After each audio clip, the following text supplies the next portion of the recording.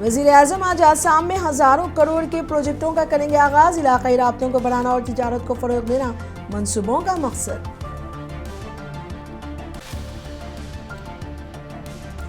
PM Modi Assam से पहुंचेंगे मगरबी बंगाल। कोलकाता में प्रोजेक्टों के इफ्तिताह के बाद अवामी जलसे से करेंगे खिताब।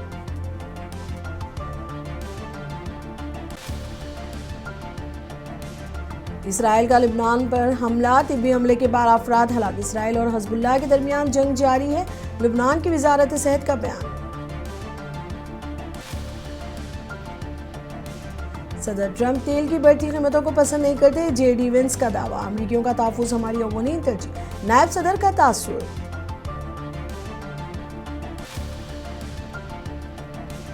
मशरिक़ वस्ता के बहरान के दरमियान हिंदुस्तानियों की वापसी का सिलसिला जारी। हुकूमती इक़दामात पर मुसाफिरीन ने इत्मीनान का किया इज़हार।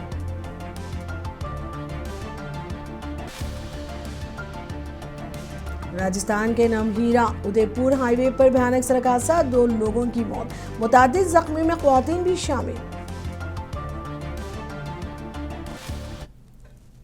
अब खबरें तफसील से।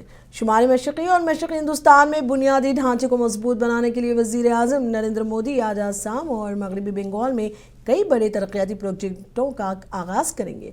आसाम के अपने 2 रोज़े दौरे के दौरान दूसरे दिन वज़ीर-ए-आज़म सिलचर पहुंचेंगे, जहां वो 23,500 करोड़ रुपए से ज़्यादा के प्रोजेक्टों का संग बुनियाद रखेंगे और इफ्तिताह करेंगे। इसके बाद वो मगरबी बंगाल जाएंगे, जहां वो तकरीबन 18,680 करोड़ रुपए के प्रोजेक्टों का इफ्तिताह और संग बुनियाद रखेंगे। इस दौरे के दौरान वज़ीर-ए-आज़म दोनों रियासतों में अवामी जलसों से खिताब भी करेंगे। वज़ीर-ए-आज़म तकरीबन 11 बजे आसाम के सिलचर पहुंचेंगे। यहाँ वो सड़कों, रेलवे और तालीम से मुतालिक कई अहम मनसूबों का इफ्तिताह करेंगे। उन मनसूबों का मकसद इलाकाई राब्तों को बढ़ाना, तिजारत को फ़रोग देना और मुकामी लोगों को बेहतर सहूलियात फराहम करना है। इस तकरीब के बाद वज़ीर-ए-आज़म सिलचर में एक बड़े अवामी इज्तिमा से खिताब करेंगे और शुमाल मशरक़ खिते की तरक्की से मुतालिक मसाइल पर बात करेंगे। वज़ीर-ए-आज़म सिलचर गुवाहाटी एक्सप्रेस वे का भी संग बुनियाद रखेंगे, जिस पर तकरीबन 22,000 करोड़ रुपए लागत आएगी।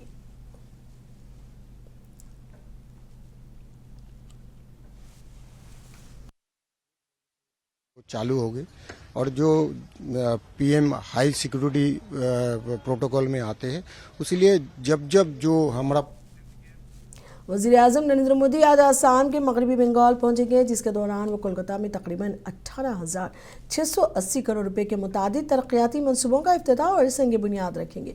वज़ीर-ए-आज़म दोपहर 2 बजे के करीब कोलकाता में तकरीबन 18,680 करोड़ रुपए के मुतादिद तरक्याती मनसूबों का इफ्तिताह और संग बुनियाद रखेंगे। वो तकरीबन 16,990 करोड़ रुपए मालियत की 420 किलोमीटर से ज़्यादा की मुश्तरका लंबाई के साथ कई कौमी शहरों के मनसूबों का इफ्तिताह और संग बुनियाद रखेंगे, जिससे खत्े में सड़क के बुनियादी ढांचे को बड़ा फ़रोग मिलेगा। एक बयान में कहा गया है कि इन मनसूबों से सड़क की हिफाजत में इजाफा, सफ़र के वक्त को कम करने, भीड़ और आलूदगी को कम करने, इलाकाई राब्तों को बेहतर बनाने और सयाहत को फ़रोग देने के अलावा खत्े में इक़्तिसादी तरक्की को फ़रोग देने की तवक्को है।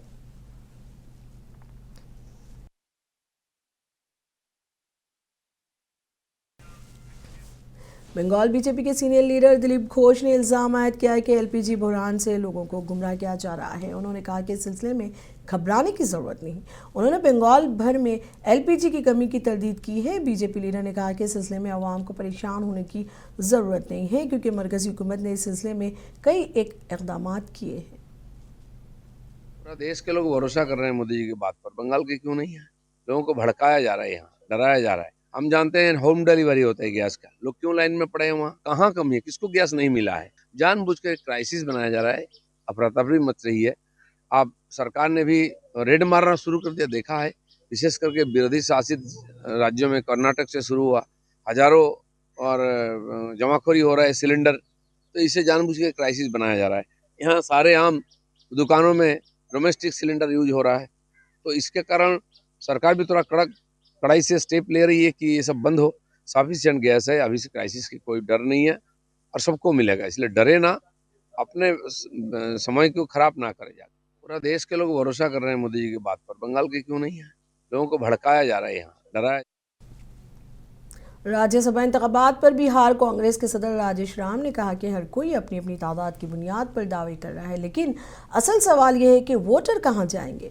उन्होंने कहा कि हम भी अपना दावा करेंगे क्योंकि हम इंडिया इतिहाद का हिस्सा हैं। राजेश राम ने कहा कि हम कांग्रेस पार्टी और इंडिया इतिहाद के हिमायत याफ्ता उम्मीदवारों की तायद करते हैं। उन्होंने एनडीए को निशाना बनाते हुए कहा कि 2014 में जब से एनडीए की हुकूमत आई है, लोकसभा और रियासती असेंबलियों दोनों में उनके नुमाइंदे और वुज़रा नामुनासिब रिमार्क्स करने और लोगों के साथ इस तरह के बर्ताव के लिए जाने जाते हैं।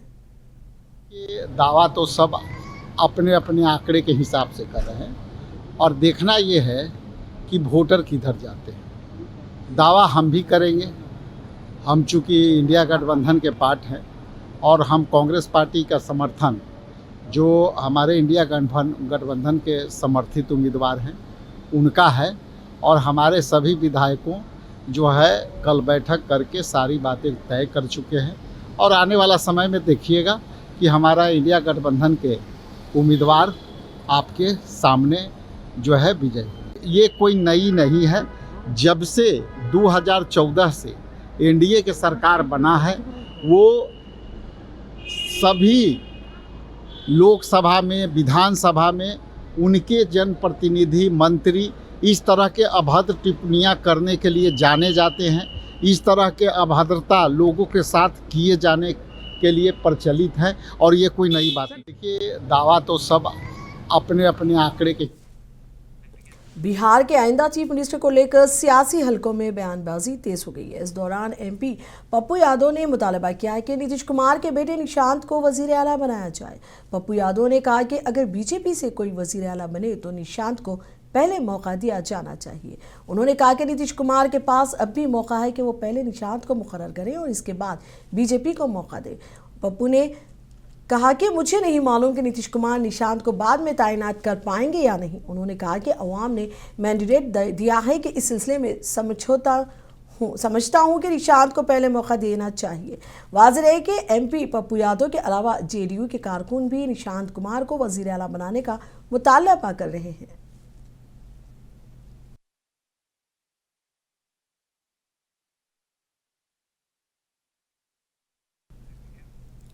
मगरबी एशिया में जारी तनाज़े के दरमियान जिसने आबनाए हुर्मुज़ में हिंदुस्तानी परचम वाले कई जहाज़ फंसे हुए हैं।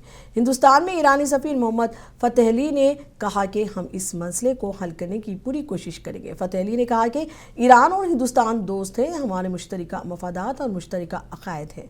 उन्होंने कहा कि ईरान जंग नहीं चाहता, लेकिन हम जंग के लिए तैयार हैं।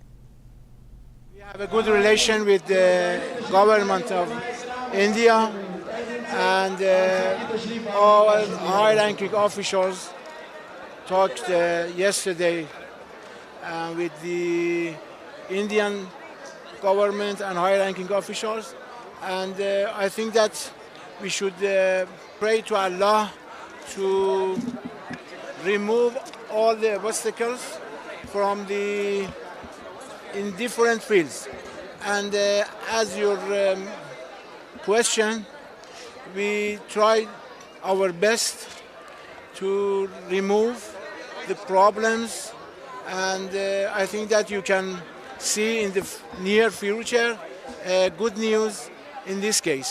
A good conversation, and Mr. Modi and Mr. Pezeshkian believe that they should try their best, because you know that we several times announced that we don't want war, but we are ready for war. And you know that we, as Iran, we re-entered the negotiation with the United States, and we are on the negotiation that unfortunately disturbed and destroyed the negotiation tables.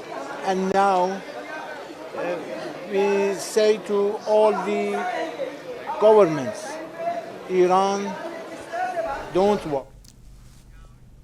मगरबी Asia में जारी तनाज़े हिंदुस्तान की plastic की सनत पर असरअंदाज होने लगा है। उत्तर प्रदेश के शहर सहारनपुर के ताजिरों ने खाम माल और तैयार मसनूआत दोनों की कीमतों में तेज़ी से इजाफे की इत्तला दी है। उन्होंने कहा कि खाम तेल और गैस के बढ़ते हुए अखराजात ने खाम माल की कीमतों में इजाफा किया है, जिसके नतीजे में घरेलू प्लास्टिक की अशिया जैसे बोतलें, बाल्टियाँ, कुर्सियाँ और यहाँ तक कि खिलौनों की कीमतों में 30 से 40% इजाफा हुआ है। प्लास्टिक के ताजिरों के मुताबिक खाम तेल और कुदरती गैस बाज़ प्लास्टिक के दाने तैयार करने के लिए ज़रूरी हैं जो अहम खाम माल के तौर पर काम करते हैं। उनमें से ज़्यादातर मवाद मगरबी एशिया से मंगवाया जाता है और हाल ही में तेल और कुदरती गैस की बढ़ती हुई कीमतों की वजह से ये ज़्यादा महंगे हो गए हैं।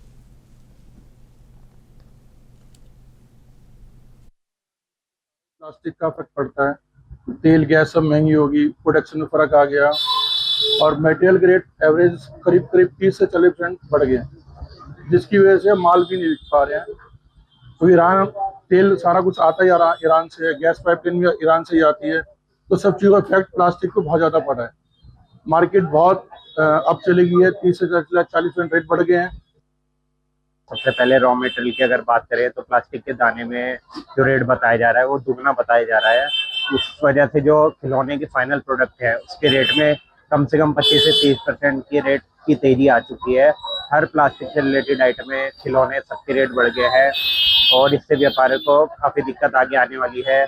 जैसे कि युद्ध हम देखते हैं उसमें क्रूड ऑयल आता है, सर इम्पोर्ट होता है इंडिया में, तो उससे हमारा पीपी का जो दाना होता है उससे बहुत फर्क पड़ता है। उसमें हाइक हो रहा है कम से कम 30% का पीपी का दाना, जो हमारा सबसे सबसे इंटीमेट यूज है पीपी के दाने का, और उसके बढ़ने से हमारे हर चीज़ों पे, फैब्रिक पे, अपना एलडी सब पे सबके रेट हाइक हो रहे हैं और जिससे बहुत मार्केट अनस्टेबल है और इसलिए लोग सोच रहे हैं माल खरीदे या ना खरीदे।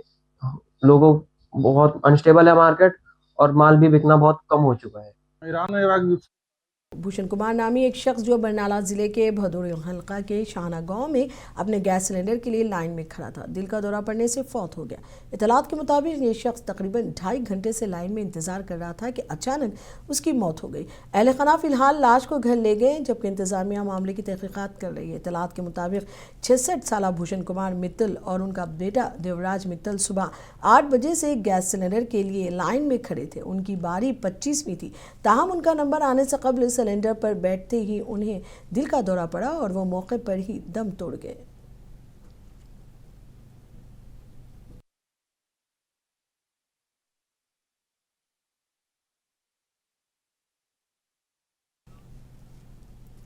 मशरिक़ वस्ता में जारी कशीदगी के दरमियान खलीजी ममालिक से हिंदुस्तानियों की बाहिफाजत वापसी का सिलसिला जारी है। इस दौरान अबू धाबी से वापस आने वाले मुसाफिरों ने कहा कि घबराने की ज़रूरत नहीं है, तमाम चीज़ें काबू में हैं। हमें लगता है कि सोशल मीडिया पर जाली खबरों को फॉलो करने के बजाय हकीकी साइट्स और हकीकी खबरों को फॉलो करने की ज़रूरत है। उन्होंने कहा कि हमारी वापसी में हर किसी ने ताउन किया है। एक खातून मुसाफिर ने कहा कि हम अबू धाबी एयरपोर्ट से आ रहे हैं, इस वक्त सब कुछ ठीक है। उन्होंने कहा कि वहाँ मौजूदा सूरत हाल ठीक है। Actually, I'm staying in Nalain. Nalain, there is no problem, but in Abu Dhabi and Dubai, there are in the news we are showing that many problems there. And we are coming from Abu Dhabi airport. That time it was okay. Previously it was coming drones and all. Now it's presently the current situation okay. But in the news and all, we are seeing that it's very dangerous situation. And my friends are working in Abu Dhabi and they were telling also. And when they were going for duty, they can see the situations. Situation Dubai और Abu Dhabi, Sharjah, Ajman में बहुत safe है, कोई panic करने की ज़रूरत नहीं है। गवर्नमेंट वहाँ की जो मिलिट्री है, they are taking all the necessary action. जो भी गवर्नमेंट के, अबू धाबी गवर्नमेंट या दुबई गवर्नमेंट के जो साइट्स हैं, वेरीफाइड साइट्स हैं, वहाँ पे जाके आप अपडेट्स देख सकते हैं। Whatever they are giving updates is true updates. Whatever you getting from social, जो भी आपको सोशल मीडिया पे, व्हाट्सएप पे, उस पे जो वायरल दिखा रहे हैं वो सब सही नहीं है, फेक है, तो प्लीज़ उस पर ध्यान ना दें। आप दुबई और अबू धाबी की जो न्यूज़ आती है उस पर ध्यान दें। तो वहाँ पे ऐसे कुछ नहीं है, लाइफ नॉर्मल है, सबके ऑफिसेस चल रहे हैं, सब काम पे जा रहे हैं, मॉल्स खुले हैं, मॉल्स पे शॉपिंग के लोग जा रहे हैं। ट्रांसजेंडर की इस तरह की मुनासिब तारीफ और इस जुमरे से ताल्लुक़ रखने वाले लोगों को नुकसान पहुँचाने के लिए सज़ा देने वाला एक बिल लोकसभा में पेश किया गया। ट्रांसजेंडर तहफ़्फ़ुज़ हुकूक़ तरमीमी बिल समाजी इंसाफ और बाइख्तियार बनाने के वज़ीर वीरेंद्र कुमार ने पेश किया। बिल में कहा गया है कि ख्वाजा असराओं की दुरुस्त और काबिल एतमाद शनाख्त और तहफ़्फ़ुज़ के लिए एक मुनासिब तारीफ़ फ़राहम करना ज़रूरी है ताकि वो मौजूदा कानून के फ़वाइद से इस्तिफ़ादा कर सके। इसमें कहा गया है कि मौजूदा 2019 के कानून के तहत फ़राहम करदा तहफ़्फ़ुज़ात और फ़वाइद बहुत वसी हैं और इसलिए इस बात को जहन में रखना चाहिए कि इस तरह की शनाख्त किसी फ़र्द की किसी खुसूसियत या ज़ाती पसंद या खुद शनाख्त पर मबनी नहीं हो सकती।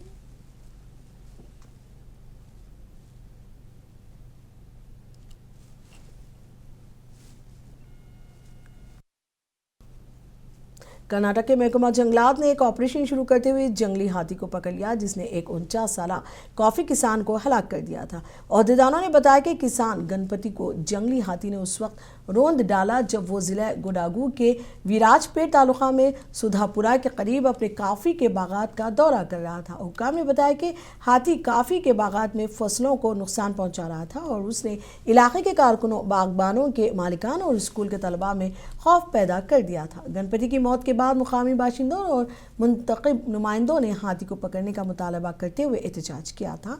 हुक्काम के मुताबिक महकमा जंगलात ने तेज़ी से काम किया और बड़े हाथी कैंप से 6 तरबियत याफ्ता हाथियों की मदद से ऑपरेशन शुरू किया जो कामयाब रहा।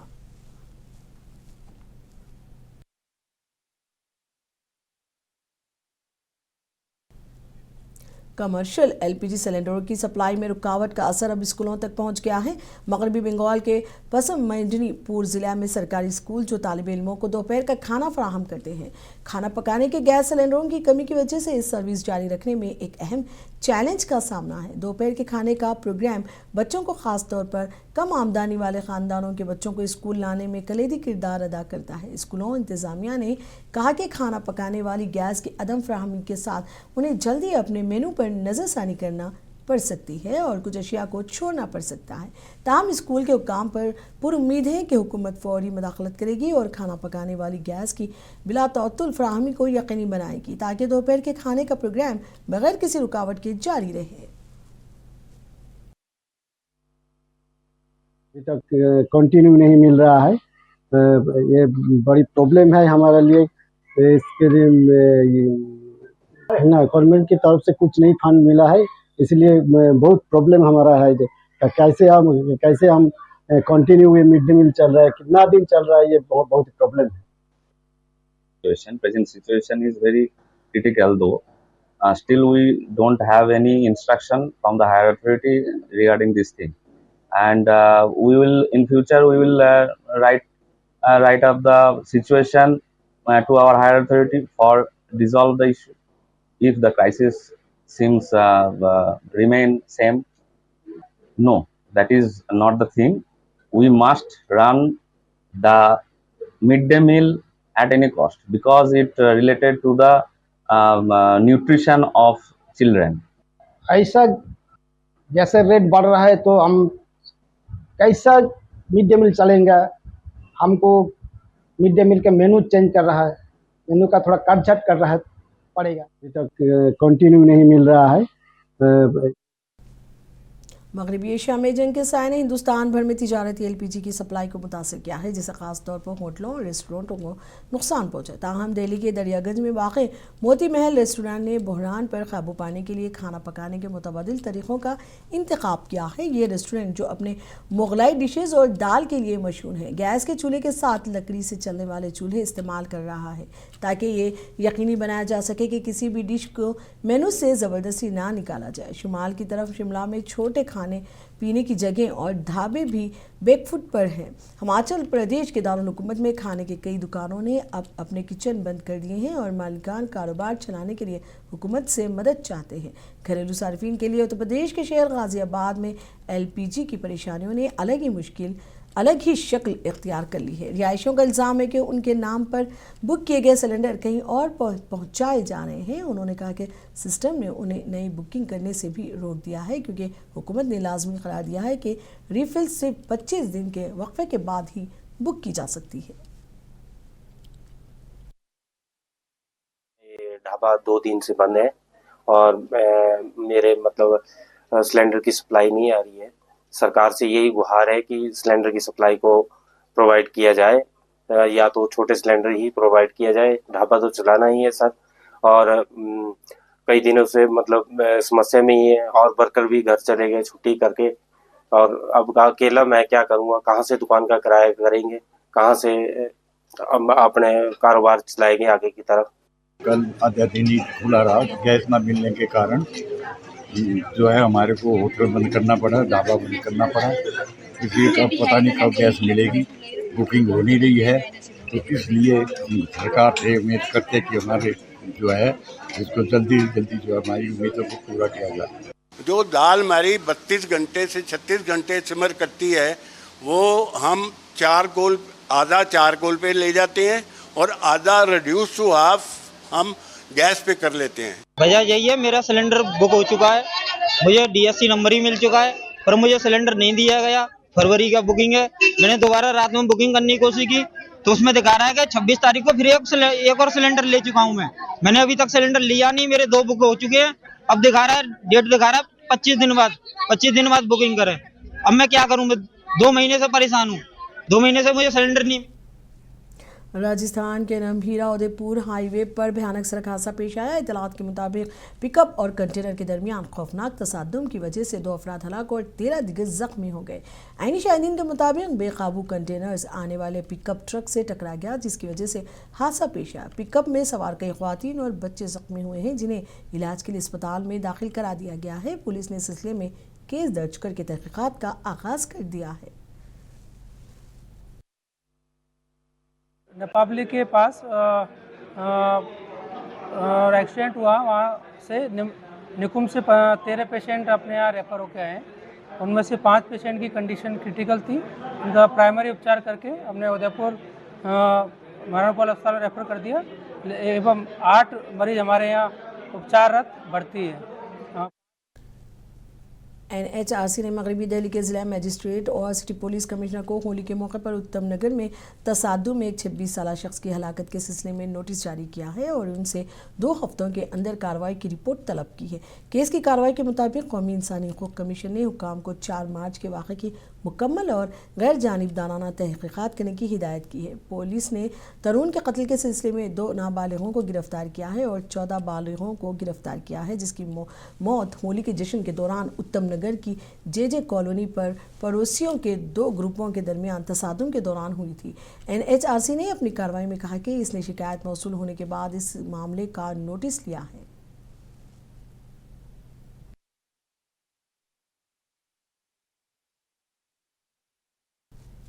तेलंगाना में 10वीं जमात के इम्तहानात आज से शुरू होंगे। महकमा तालीम के हुक्काम ने तलबा को मशवरा दिया है कि वो अपने इम्तहानी मराकज़ में कम अज़ कम आधा घंटा कबल पहुँच जाएँ। इम्तहानात 16 अप्रैल को ख़त्म होंगे। SSC बोर्ड हुक्काम ने इंकशाफ किया है कि हर साल कम अज़ कम 10% तलबा इम्तहान के आखिरी 5 मिनट में इम्तहानी मरकज़ पहुँचते हैं। बोर्ड के डायरेक्टर PV श्रीहरी ने वालिदीन से मुनासिब इक़दाम करने की अपील की है ताकि तलबा कम अज़ कम 30 मिनट कबल इम्तहानी मराकज़ पहुँच जाए। इम्तहान सुबह 9:30 बजे शुरू होगा। ताहम हुक्काम ने कहा कि तलबा को सुबह 9:35 तक इम्तहानी मरकज़ में जाने की इजाज़त होगी। ताहम ओहदेदारों ने तलबा को मशवरा दिया कि वो वक्त से पहले इम्तहानी मरकज़ पहुँच जाएँ। तलबा को इम्तहानी मरकज़ में मोबाइल फ़ोन और इलेक्ट्रॉनिक आलात ले जाने की इजाज़त नहीं रहेगी। तलबा की सहूलत के लिए इम्तहानी मरकज़ में पीने के पानी और तिब्बी सहूलियात का इंतज़ाम किया गया है, जबकि सिक्योरिटी के भी सख्त इंतज़ाम किए गए हैं।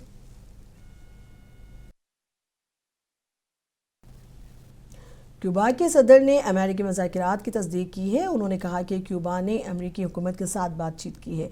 कैरिबियन मुल्क ने पहली बार ट्रंप इंतज़ामिया के साथ बातचीत के बारे में वसी क़यास खराइयों की तस्दीक की है, क्योंकि यह तमन्ना है कि शदीद बहरान से दो चार है। सदर ने कहा कि बातचीत का मकसद हमारी दोनों कौमों के दरमियान 2 तरफ़ा अख्तलाफात का मज़ाकिरात के ज़रिए हल तलाश करना था। उन्होंने कहा कि बैनुल-अक़वामी अवामिल ने उन तबादलों में सहूलत फराहम की।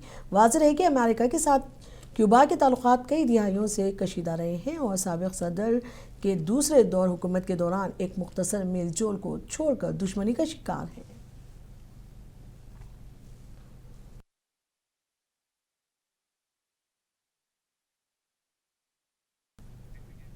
अमेरिका के सदर डोनाल्ड ट्रंप ने कहा कि ईरान के तनाज़े के दौरान तेल की कीमतों में इजाफा एक आर्जी ज़रूरत है। ताहम ट्रंप ने कहा कि ईरान के जौहरी खतरे को बेअसर करना ज़्यादा अहम है। ट्रंप ने कहा कि जब तनाज़ा हल हो जाएगा और ख़तरा बेअसर हो जाएगा तो तवन्नाई की कीमतें तेज़ी से करेंगी। ट्रंप ने इस बात पर जोर दिया कि ईरान की जौहरी हथियारों के हुसूल से रोकना अव्वलीन तरजीह है, जो कि तेल की कीमतों में कलील मुद्दती इजाफे के मुकाबले में बहुत ज़्यादा ज़रूरी है।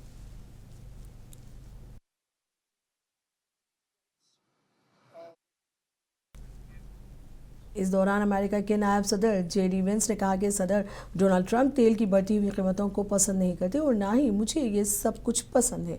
ताहम उन्होंने कहा कि हमारी तरजीह अमरीकियों के तहफ़्फ़ुज़ को यकीनी बनाना और तवन्नाई की आज़ादी के ज़रिए कीमतों को कम करना है। उन्होंने कहा कि सदर ट्रंप तेल की कीमतों को कम करने के लिए मुख्तलिफ इक़दामात पर गौर कर रहे हैं, क्योंकि उन्हें तेल की बढ़ती हुई कीमतें पसंद नहीं हैं। जेडी वेंस ने कहा कि हमारी अव्वलीन तरजीह अमरीकियों के तहफ़्फ़ुज़ को यकीनी बनाना है।